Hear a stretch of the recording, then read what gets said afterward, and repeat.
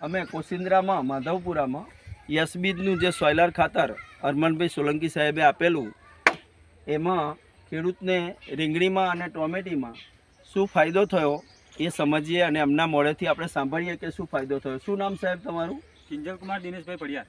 કિંજલકુમાર દિનેશભાઈ પડિયાર, કોસિંદ્રા માધવપુરા.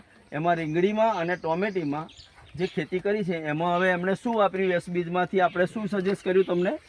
સોયલર ખાતર. તો કેવી રીતે વાપર્યું તમે? અમે ટપકમાં પાણીમાં પાણીમાં જગમાં પેલું ઓગાળીને પાણીમાં આપી દીધું. બીજું કોઈ ખાતર? બીજું કોઈ ખાતર વાપર્યું નથી. તો તમે રીંગણી કરી છે એમાં તમને રીંગણીમાં શું ફાયદો થયો? રીંગણીમાં બહુ ફાયદો છે. અત્યારે લોબો છે, કલરમાં છે અને ઉતારો પણ સારો છે. હા, પહેલી વાયણી પહેલી વાળી 35 પરની, આ જોઈ લો 2 જ પાર્યો છે. 2 જ પારિયામાં 35 પરની વાયણી આવી. જોરદાર રિઝલ્ટ. અને અત્યારે પણ બીજી વાયણી આ બીજી વાયણી છે, 30 પન 35 મણ તો ખરા જ.